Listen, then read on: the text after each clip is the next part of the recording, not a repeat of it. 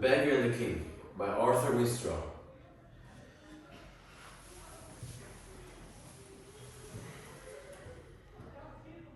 Bread. Bread. Bread. Give me some bread. Who is that crying in the street for bread? O King, he is a beggar. Why does he cry for bread? He cries for bread in order that he may fill his belly. I do not like the sound of his voice. It annoys me very much. Send him away.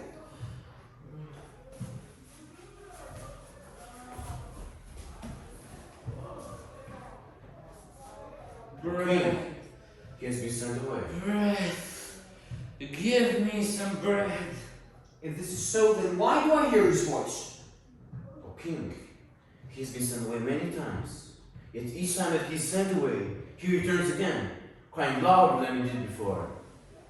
He is very unwise to know him in such a warm day. He must be punished for his impudence. Use the lash. O King, it has already been done. Then bring out the spears. O King, the guards have provided the swords many times, driving me away from the palace gates. But it is of no avail. Then bind him and gag him if necessary. If to be need, cut out his tongue. I do not like the sound of the fellow's voice. It annoys me very much. O King, all thy orders were obeyed even yesterday. No, that can't be. A beggar cannot cry for bread who has no tongue. Behold, he can, if he has grown another. What? Why? Man, I'm not given more than one time in a lifetime. To have more than one time is treason. If it is treason to have more than one time, then is this beggar surely guilty of treason. The punishment for treason is death. See to it that the fellow is slain. And do not have me so long with you. I may still need one. O King, all thy commands were obeyed even yesterday. How? Do not jest with the king. If I jest, then there is a truth in a jest.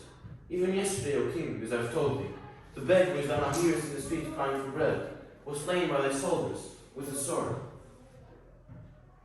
Do ghosts eat bread? Forsooth, men who have been slain with a sword do not go about in the streets crying for bread. Forsooth they do, if they are fashioned as this beggar. Why? He is but a man. Surely he cannot have more than one life in a lifetime. Listen to a tale, O King, which happened yesterday. I'm listening. Thy soldiers smote this beggar for crying aloud in the streets for bread. But his wounds are already healed. They cut out his tongue, but he immediately grew another. They slew him, yet he is now alive. This is a tale that I cannot understand at all. King, that may be well. I cannot understand what thou sayest, either. King, that may be well also. Thou art now speaking in riddles. I do not like riddles. They confuse me. If I speak in riddles, it is because a riddle has come to pass. Bread. Bread. Give me some bread. He's crying out again. And his voice seems to be louder than it was before. Hunger will his food to his lungs, O King. His lungs, I will wager, are well fed.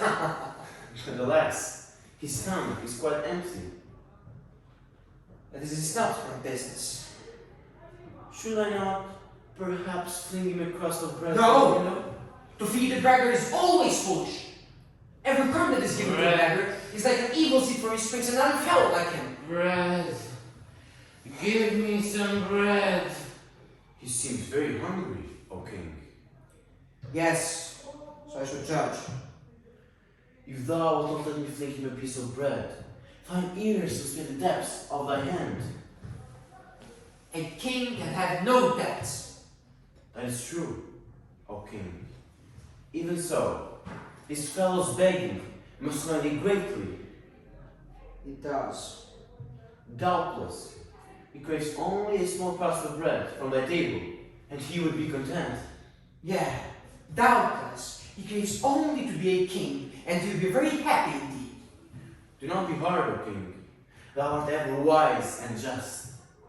This fellow is exceedingly hungry. Dost thou not command me to fling him just one small crust from the window? My commands are already given thee. See that the fellow is driven away. But alas, O great and illustrious king, if he is driven away, he will return again, even as he did before.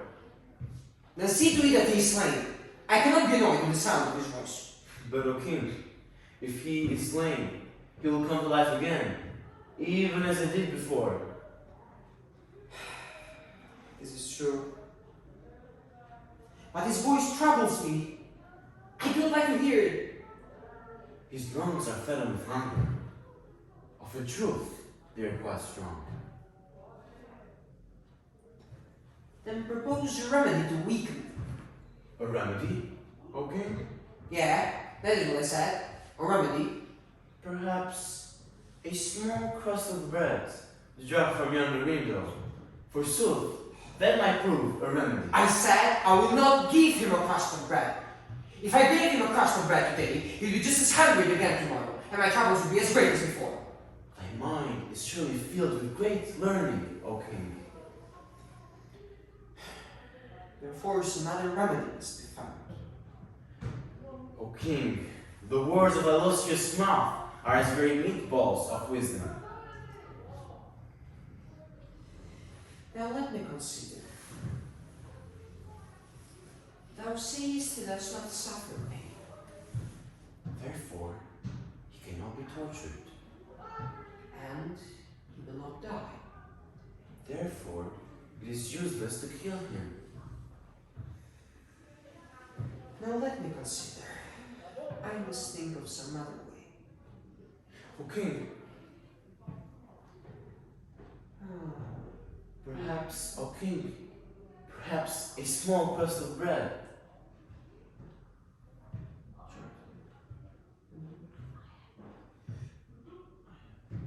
Ha! I have it! I have it! I myself ordered him to stop. O king, Send the beggar here. O king, Ha! I had a fancy the beggar will stop his noise when the king commands him to. thou wilt not have a beggar brought into the royal chamber, O king. Yeah. Therefore go now and do as I've commanded thee. O great and illustrious king, thou wilt surely not do this thing. Thou wilt surely not soil thy royal lives by looking on such a filthy creature. Thou wilt surely not contaminate thy lips by speaking to a common beggar who cries for bread in the streets. My ears have been soiled too much already. Therefore go now and tell this fellow that the king desires his palace. O great and illustrious king, I said go!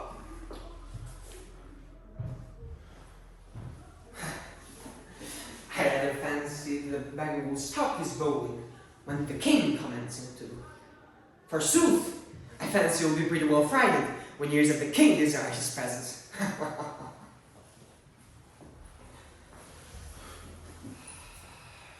O king, here is the beggar. I'm a magnificent son. To be sure, art thou the beggar who has been crying aloud in the streets for bread? Art thou the king? I am the king. It is not proper for a beggar to ask questions of the king. Speak only as are spoken to. Do thou likewise. I've ordered thee here to speak with thee concerning a very grave matter. Thou art the beggar, I understand, who often cries aloud in the streets for bread. Now the complaint of thy voice annoys me greatly.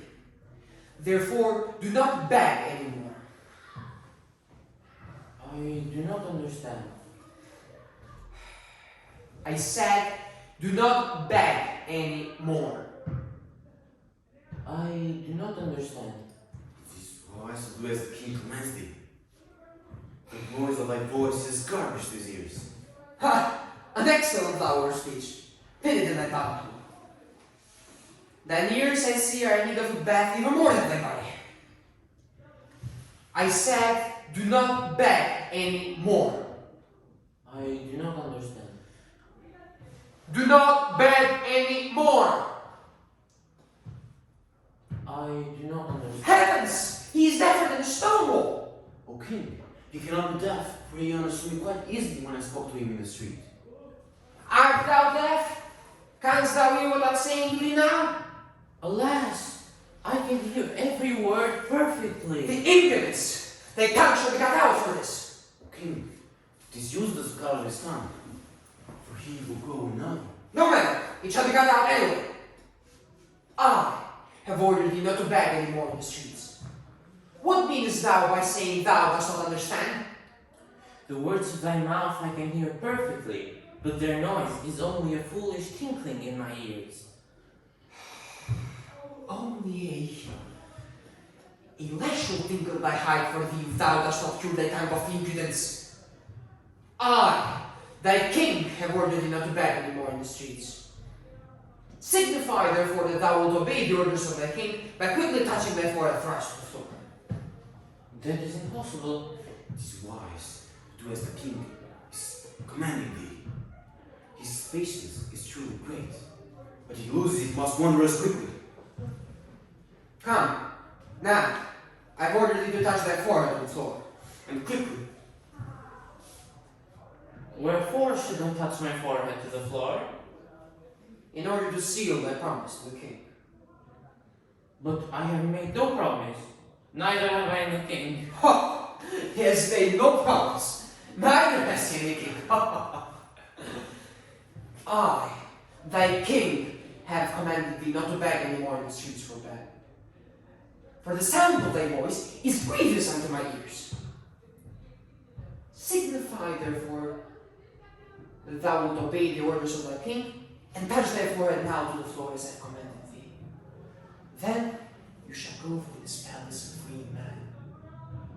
Refuse, and thou wilt be sorry before an hour that thy father ever committed 20 paces of thy brother. I have ever lamented that he did. For to be born in this world a beggar is a more unhappy thing than any that I know. Unless it is to be born a king. Thy tongue of truth is too lively for thy health. Come now, touch thy forehead thrice to the floor, and promise solemnly that thou wilt never beg in the streets again. It is wise to do as the king commands thee. His patience is near an end. Well? Well? Well? I said, it's not wise to Oh, keep thee waiting. king, thou hast commanded me not to beg in the streets for bread, for the noise of my voice offends thee. Now, therefore, do I likewise command thee to remove thy crown from thy forehead and throw it from yonder window into the street. For when thou hast thrown thy crown into the street, then I will no longer be obliged to beg. Thou commandest me? Thou, a beggar from the street, commandest me, a king, to remove my crown from my forehead and throw it from yonder window into the street? That is what I said. Why? Dost thou not know I cannot be slain for such words? No, thou canst have me slain. The spears of thy soldiers are as straws against my body. We shall see if they are. We shall see. O king, it is indeed true. It is even as is told me. I have required thee to remove thy crown from thy forehead. If so be thou wilt throw it from yonder window into the street, my voice will cease to annoy thee any more. But if thou refuse, thou wilt wish thou hadst never had any crown at all. For thy days will be filled with a terrible boding, and thy nights will be full of horrors, even as a ship is full of rats. Perhaps you were wise to humor me, O king. After thou hast thrown the crown away, I can go outside and bring it to thee again. Wilt thou throw thy crown from yonder window? Why? This is treason. This is insolence. I ask thee, wilt thou throw thy crown from yonder window? Why? This is high treason. Well? Well? Well? No! I will not throw my crown from yonder window, nor from any other window. How? Shall I obey the orders of a beggar? Never!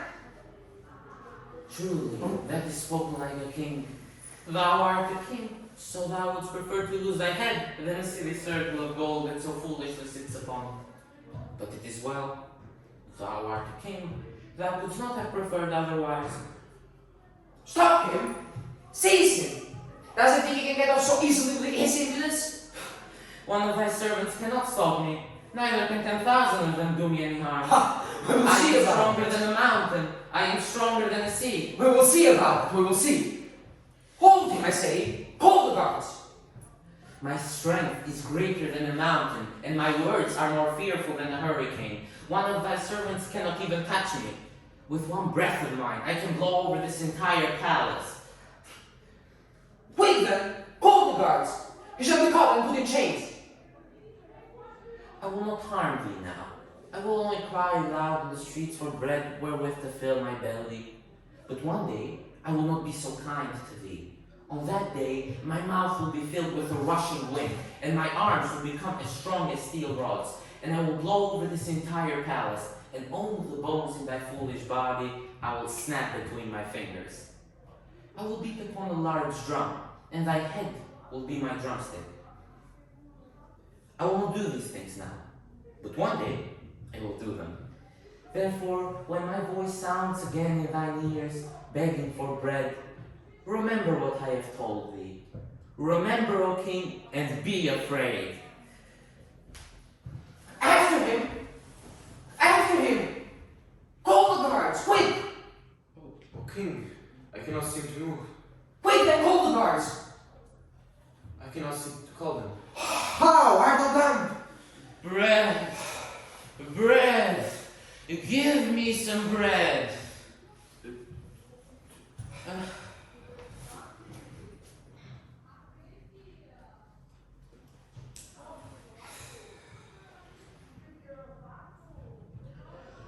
How? Bread!